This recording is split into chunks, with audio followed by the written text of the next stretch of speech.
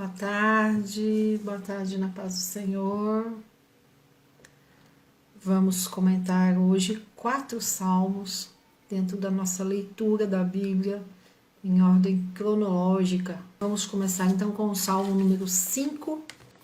Salmo 5, então, é um salmo de Davi, é um salmo curtinho. Hoje nós temos alguns salmos tristes, assim, que dão aquele ar de tristeza, né? Aquela coisa assim de angústia. O Salmo 5, ele é um salmo de súplica. Eu já expliquei aqui outro dia o que é a diferença entre clamor e súplica. Então, súplica é quando as forças estão se acabando, quando a gente não sabe mais como orar, que a gente não tem mais condições de orar. Diferente do clamor, que é uma oração com força, com energia, geralmente falado em tom de voz bem alto, ou então até gritado. E o Salmo 5 ele é um salmo de súplica. O Davi aqui ele suplica a ajuda de Deus e pede que Deus o ensine a lidar com os inimigos. Davi fez essa oração certamente muitas vezes na sua vida. Davi viveu 70 anos. Possivelmente, quando ele escreveu esse Salmo 5, ele devia estar aí um pouquinho menos, um pouquinho mais de 60 anos. Então, ele deve ter orado orações parecidas com essa durante muitas vezes na vida, já que Davi passou grande parte da sua vida ou fugindo dos inimigos ou enfrentando os inimigos. Então, ele deve ter realmente orado isso e pedindo ajuda para Deus ensiná-lo a lidar com os inimigos. Dos versículos 1 ao 3, ele pede que o Senhor o escute. Do 4 ao 6, ele fala Deus de justiça. Então, como que ali pedindo, Deus de justiça, me ajude, me ensine, me livre dos inimigos. Aqui ele não pede tanto que Deus o livre, como em alguns outros salmos. Aqui ele pede mais ajuda para lidar com esses inimigos. Dos versículos 7 a 10, lidando com os inimigos. E o 11 e 12, ele fala da alegria daquele que ama a Deus. Eu quero ler aqui no Salmo 5, versículo 8. Senhor, guia-me na tua justiça, por causa dos meus inimigos. Aplana diante de mim o teu caminho. Então, quando ele pede aqui, guia-me na tua justiça, essa expressão guia-me, sempre quando nós encontrarmos isso em Salmos, ele dizendo como que me ensina a andar com justiça. Me ensina a andar na tua justiça. Então, esse guia-me não é só no sentido de pegar, como a gente faz com uma criança, e colocar ali no caminho e vai por aqui. Esse guia-me é ensinar como andar neste caminho. E aí vamos, depois do Salmo 5, nós vamos para o Salmo 38. O Salmo 38 é um salmo de Davi também, e esse é um dos salmos que eu falei, né? Nós temos 4 salmos hoje, tem 2 aqui pelo menos, o 38 e o 41, que são salmos tristes, de profunda dor. E o Salmo 38, ele é um salmo triste, porque nós conseguimos sentir nas palavras parte da angústia, parte da dor que o salmista estava passando. Ele cometeu algo e está sofrendo por causa disso. Então essa dor, esse sofrimento, relatados aqui no Salmo 38, é por conta de pecado. E aí tem algumas linhas de estudo aí para esse salmo. Muitos dizem que ali, enquanto ele estava pós-fuga de Absalão, quando ele retorna para Jerusalém, que é justamente a parte que nós lemos ontem, quando ele retorna para Jerusalém e ele vê toda a situação que o pecado dele provocou, né? Que as consequências do pecado dele, então ele sente essa dor, esse sofrimento por ver a situação ali que ele mesmo se colocou. Outra linha de estudo fala que foram outros pecados, afinal Davi não pecou somente com Batseba, e realmente, mas o pecado grave que a Bíblia coloca, e pecado grave não no sentido de que tem pecado que não é grave, mas no sentido de consequências graves. O pecado de consequências graves é o pecado de adultério que Davi cometeu, então acredita-se que esse Salmo 38 foi escrito com base ainda no seu adultério. Ele confessa aqui nesse salmo, ele fala que confessa, e ele nos ensina algo muito importante. Ele deixa, né? Ele coloca tudo que ele está sentindo diante de Deus em oração. Um dos maiores aprendizados que eu tenho com Davi é o fato de não sair falando para todo mundo o que se está passando, de não sair desabafando, nem em rede social, em posts, em frases prontas, não. Mas é o fato de ele sempre colocar o que ele está sentindo diante de Deus em primeiro lugar. E isso é um aprendizado gigantesco, porque se nós não cuidarmos, nós acabamos falando muito do que estamos passando, dos nossos sofrimentos, das nossas lutas, das nossas coisas para os outros. E só vamos para Deus no momento que a gente não aguenta mais. E Davi nos mostra fazendo exatamente o contrário, sempre Deus em primeiro lugar, inclusive para contar dos sentimentos. Nesse Salmo 38, eu quero ler aqui os versículos 17, porque estou prestes a coxear, a minha dor está constantemente perante mim. Ou seja, eu estou ficando como que manco, né? Esse coxear é manco. Eu estou ficando fraco, eu não estou mais nem conseguindo andar direito. De tanta dor. A minha dor está constantemente perante mim. Mas olha só o versículo 18. Porque eu confessarei a minha iniquidade, afligir-me-ei por causa do meu pecado. Enquanto eu não confessar, eu estou aflito, eu preciso confessar a Deus. E os versículos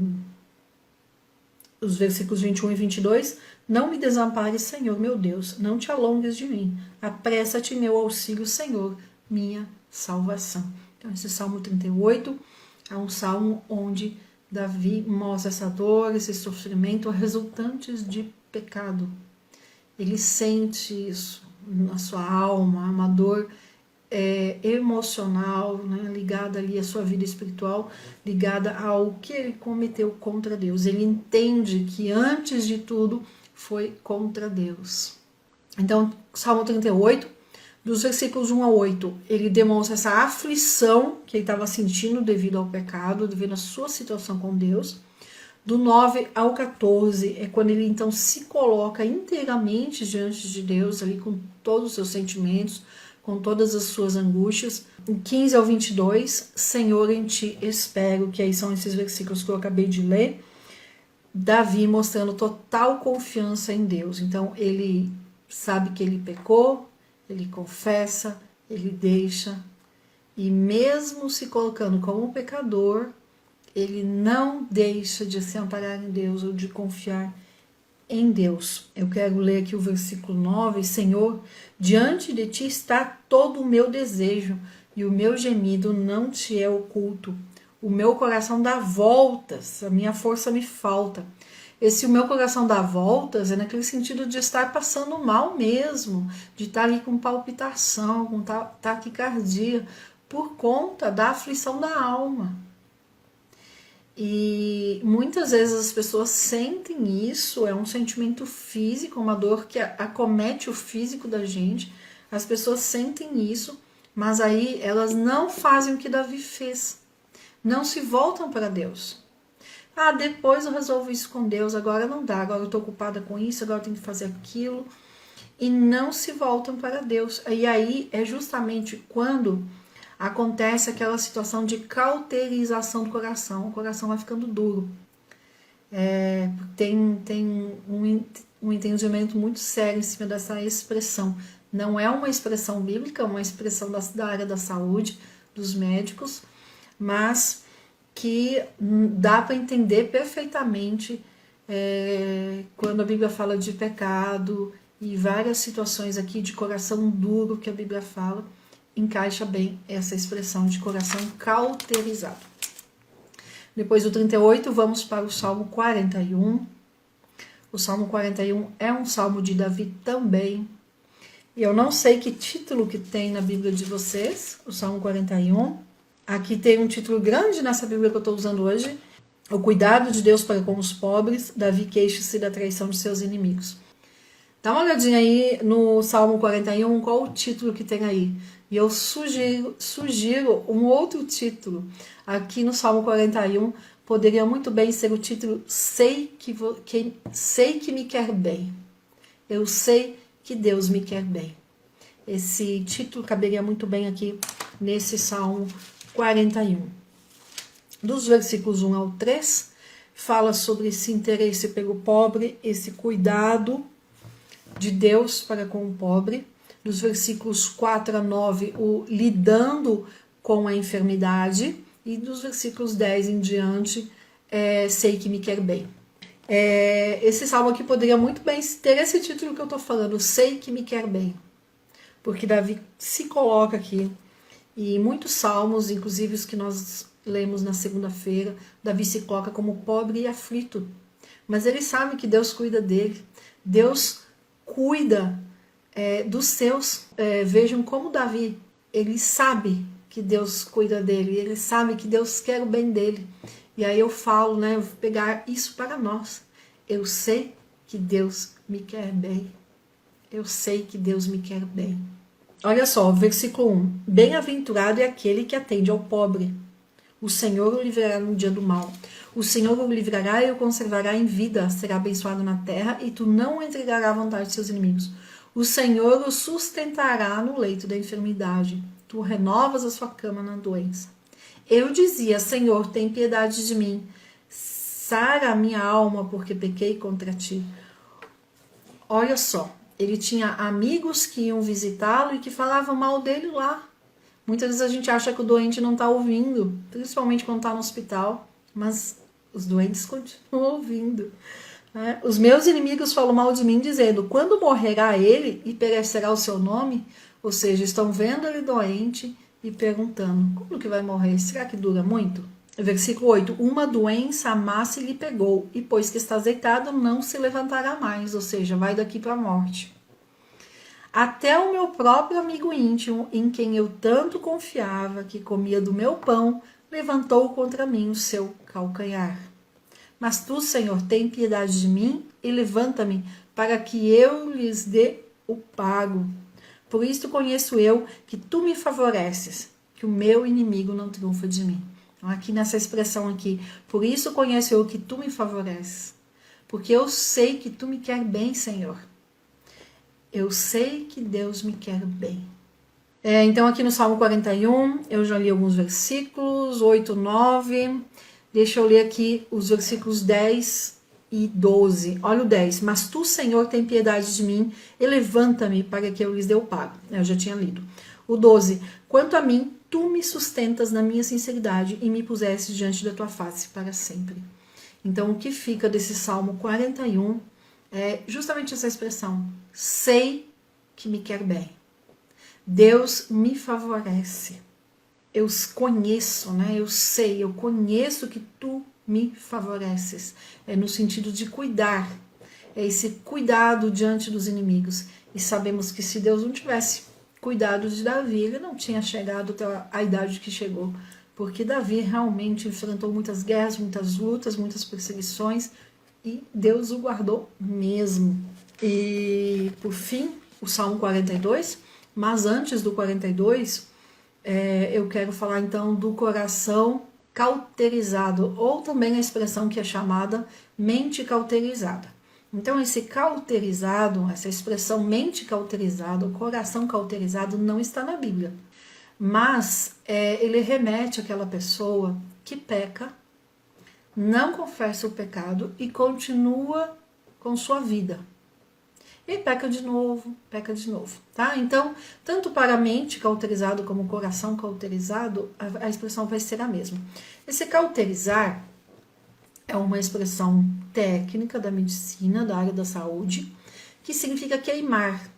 Então, é para aqueles casos que tem uma ferida e vem com um bisturi ou com alguns outros equipamentos, que nem vale trazer aqui, porque são nomes técnicos, e vem e queima.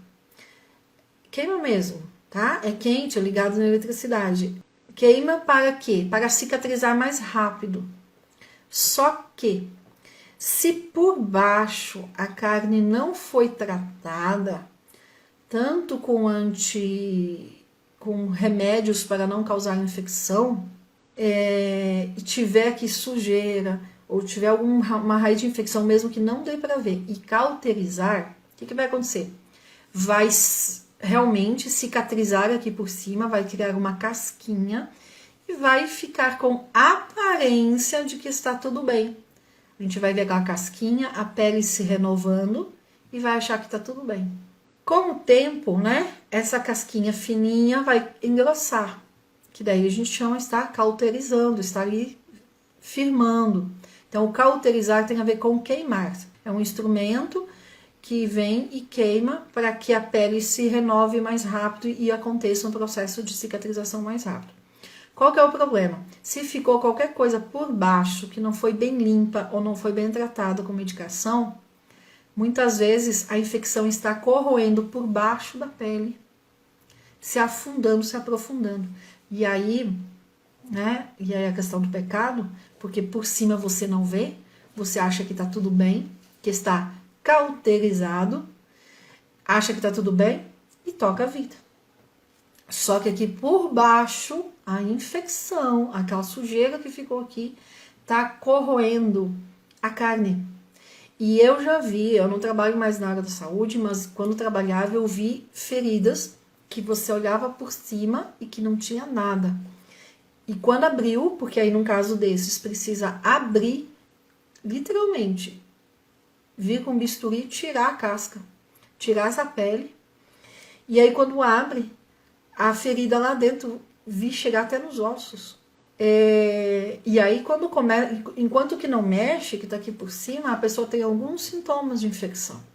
Mas na maioria das vezes ela não percebe. Ela só vai perceber quando já por baixo tomou muito espaço. E é exatamente o coração cauterizado. A pessoa peca, não trata desse pecado, não confessa, não se arrepende. E aí faz como que uma cauterização, né? Vem e dá aquela queimadinha em cima, ou seja, põe panos quentes e toca a vida. E toca a vida. E aí vai pecando. E continua, porque um abismo chama outro abismo. E um belo dia, ela vai bater aqui sem querer. Porque geralmente é isso que acontece. Alguém vem e encosta, ou bate, acontece alguma coisa. E aí, sente. Não é nem falta de consciência no sentido de... a falta de consciência é quando já tem a casca. Depois que cria a casca, aí sim vira essa falta de consciência. Mas geralmente, ou falta de consciência também no sentido de gravidade. A pessoa acha que foi um pecadinho, que não precisa confessar, que tá tudo bem.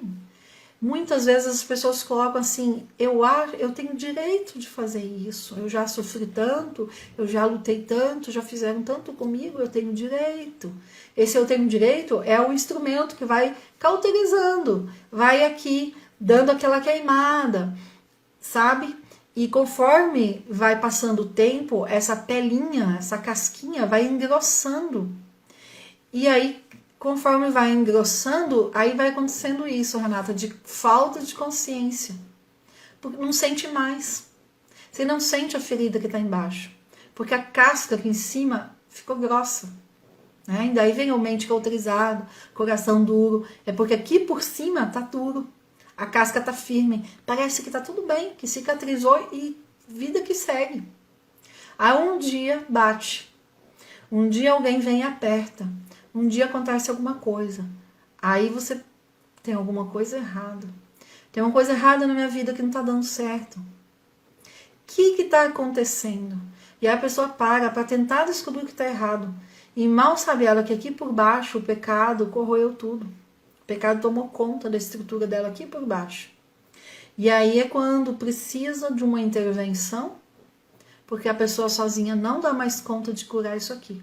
E aí é quando ela precisa de ajuda, seja do pastor, seja de uma irmã de oração, seja de um irmão, ela vai precisar de um aconselhamento, ela vai precisar de uma ajuda, porque sozinha ela não consegue mais tratar isso aqui. Vai precisar vir alguém, e aí no hospital, que a gente vem com um bisturi, tira, fala debrida, não sei se tem alguém aqui da área da saúde, processo de debridar, vem com o bisturi mesmo, arranca e vai cortando a ferida, a casca, e quando tira a casca tem que tirar por dentro tudo que está corroído pela infecção, né, que é o corroído pelo pecado, e precisa tirar mesmo, e isso dói, e na maioria das vezes precisa aplicar anestésico local para conseguir fazer essa debridação e tirar tudo que está ali. E aí sim, né, remédio, e aí tratar o que está lá dentro, ou seja, espiritualmente é tratar o pecado precisa ser confessado. Vou voltar um pouquinho na história, no que a gente leu há poucos dias, Davi não confessou o pecado de adultério dele imediatamente. Ele matou Urias e achou que estava tudo certo, trouxe a viúva para dentro de casa, cuidou dela ali na gravidez, ficou ali com ela, virou mulher dele, e ele achou que estava tudo certo. Quando o profeta Natan procurou Davi, já tinha se passado mais de 9 meses, porque a criança já tinha nascido. Porque o profeta falou assim, agora a criança vai ficar doente e vai morrer. A criança vai morrer. Ou seja, a criança já tinha nascido. Davi ficou entre 9 meses para 1 ano ali com o pecado escondido. Achou que tinha resolvido. E aqui, ó, o pecado corroendo aqui por dentro. Esse cuidado de não deixar a mente ficar cauterizada, nós temos que ter, e acontece com a gente, não é só pecado grave no sentido de consequência, como um adultério, alguma coisa assim, mas inclusive por aquelas coisinhas do dia a dia que a gente acha que não tá prejudicando ninguém. Aquelas coisinhas que a gente acha assim que é direito, todo mundo faz. Essas coisinhas que muita gente fala de pecadinho. Essas coisinhas, elas vão fazendo com que a casca da ferida vá engrossando. Muitas vezes são palavras que a gente vai dizendo, a gente sabe que está machucando o outro, mas a gente continua falando. A gente não sente mais que está machucando o outro. São pequenas coisas. Geralmente são pequenas coisas que fazem com que isso aqui vá engrossando e vai passando. Muitas vezes a gente para e fala assim, o que está acontecendo na minha vida que nada vai para frente, nada dá certo. Algumas vezes, não estou dizendo sempre, mas algumas vezes pode ser algo que nós deixamos ali cauterizar, né? Então sempre quando é cauterizar no sentido de queimar para cicatrizar rápido. Panos quentes. Muitas vezes pode ser alguma coisa que a gente colocou panos quentes em cima e não resolveu. E aí tá ali por dentro, ouvindo, corroendo. Todos os pecados precisam ser confessados. Agora, para quem você vai confessar é que é o segredo, né? Essa questão de não machucar. Para quem você vai confessar, como você vai confessar. E a Bíblia nos ensina sobre isso. A gente está vendo aí um pouquinho por dia conforme a gente vai avançando. Mas tem algumas partes da Bíblia, quando nós chegarmos lá no Novo Testamento, nós vamos falar mais sobre essa questão do perdão, porque Jesus trata isso de uma forma muito direta e também muito simples. Mas todos os pecados devem ser confessados. Especificamente, o que você escreveu sobre traição, né? Tem uma forma de se confessar isso, tem toda uma tratativa que a Bíblia nos ensina. Não é para que não machuque menos, mas é para que não aumente o problema. Mas nós precisamos confessar os pecados. A Bíblia coloca isso, é pré-requisito para nós termos uma vida no altar, né? Não dá para chegar no altar, não dá para chegar diante de Deus com pecado não confessado. Só a gente vê o que aconteceu aqui com Davi. Vamos para o Salmo 42. Então, o coração cauterizado, a mente cauterizada nesse sentido de queimar para engrossar. É colocar panos quentes em cima e achar que as coisas vão se resolver com o tempo. Um dos ditados mais prejudiciais para o cristão é esse ditado que fala que o tempo resolve todas as coisas, ou que o tempo cura as coisas. Tempo, gente, é tempo. Tempo não cura, tempo não resolve, tempo não faz nada disso. Se a gente não resolve hoje um mal entendido, uma raiva, uma ira, alguma coisa, vai fazer morada no coração e vai criar raiz lá dentro. E vai virar raiz de amargura. E isso para todas as coisas, desde coisas que não são confessadas, enfim, tudo. O tempo não cura, ele encobre, mas ele não cura. Quem cura é Deus. o tempo não resolve as coisas. Quem resolve é quem fez as coisas que tem que resolver, né? Não, o tempo não cura, o tempo não resolve. Versículos, vamos lá, 41, versículo 9. Até o meu próprio amigo íntimo, em quem eu tanto confiava, que comia do meu pão, levantou contra mim. Lembra que nós lemos de Aitofel, que ele ficou do lado de... Foi agora por esses dias aqui que nós lemos. Ele ficou do lado de Absalão. Deu inclusive aquele conselho de guerra para Absalão sobre os 12.000 soldados para ir contra Davi. Então Davi considerou Aitofel esse amigo íntimo aqui. Porque Aitofel ele era avô de Batseba. E ele era amigo. Ele comia junto com Davi, ele comia à mesa do rei. E ele traiu Davi. O Aitofel, que foi bem, a traição de Aitofel foi real. Ele realmente ficou fisicamente lá com Absalão e ajudou Absalão. Depois ele viu que Absalão não seguiu os conselhos dele, ele foi e se enforcou. Inclusive, quando eu falei de Aitofel, eu disse que ele prefigura Judas lá com Jesus, né? Na hora, quem estava na casa de Davi, na hora de fugir de Jerusalém, Aitofel não foi, ele resolveu ficar. Então ali já foi claramente a traição. E vamos para o Salmo 42. O Salmo 42 é um masquil entre os filhos de Corá. Então ele não tem uma tradução, não tem uma identificação de autoria exatamente de qual filho de Corá.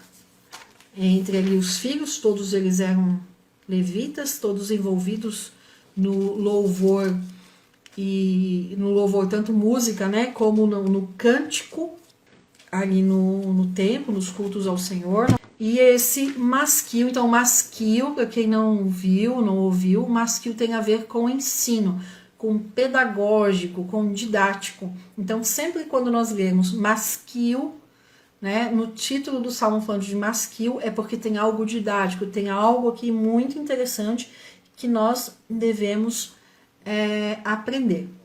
Neste Salmo 42, o que tem para aprender aqui? O que é o didático desse Salmo? A fé consola a razão.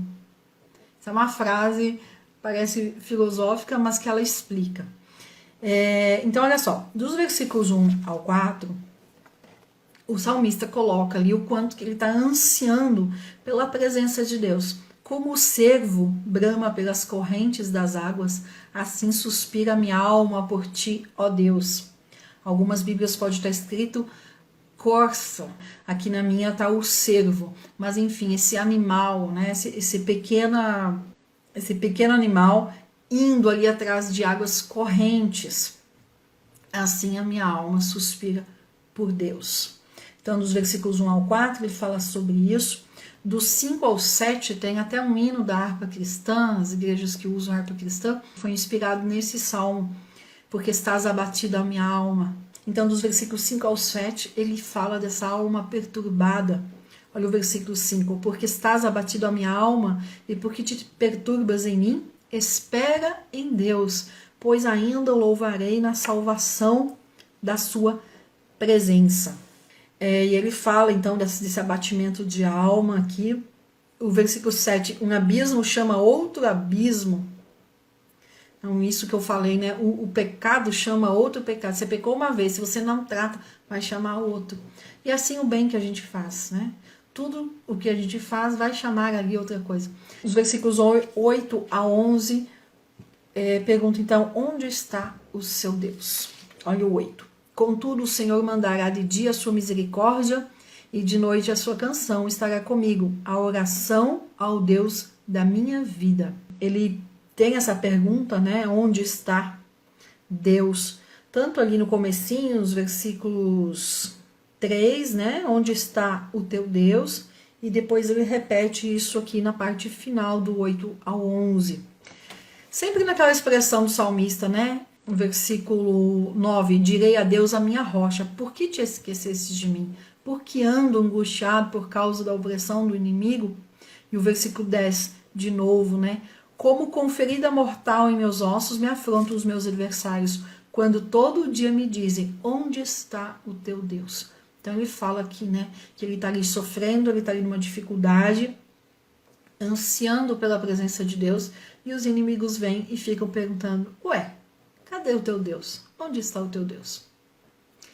E a gente lembra, então não tem como não lembrar de Jesus, lá no madeiro, onde também ele ouviu isso. Ué, você não era o rei? Onde está Deus agora? Desce da cruz. Né? Relembra um pouco o que a gente lê nesse salmo. E ele termina de novo no 11, repetindo algo parecido com o 5. Por que estás abatido a minha alma e por que te perturbas dentro de mim? Espera em Deus, pois ainda o louvarei. Ele é a salvação da minha face e o meu Deus. Então, nesse salmo, o que nós temos para aprender, o que tem de masquil, o que tem de didático aqui, é a fé consola a razão. O que isso quer dizer? Então vamos lá. Quando nós passamos por uma luta, ou estamos com alguma dor, estamos passando uma dificuldade, uma crise, nós não ficamos nos questionando? Nós não ficamos tentando entender o porquê que estamos passando por isso ou por aquilo? Antes de falar, de orar sobre isso, geralmente no início, nós nos perguntamos por que é que eu estou passando por isso, onde eu errei, o que eu fiz, ou o que eu deixei de fazer. Quando nós estamos nessa fase, é razão. É a nossa razão, é o nosso racional tentando entender o processo. Quando nós passamos dessa fase, e aí começamos a orar sobre isso, então a fé entra em ação. E a fé vem então e consola a razão. Por isso que eu falei que o que tem de didático aqui, a fé consola a razão.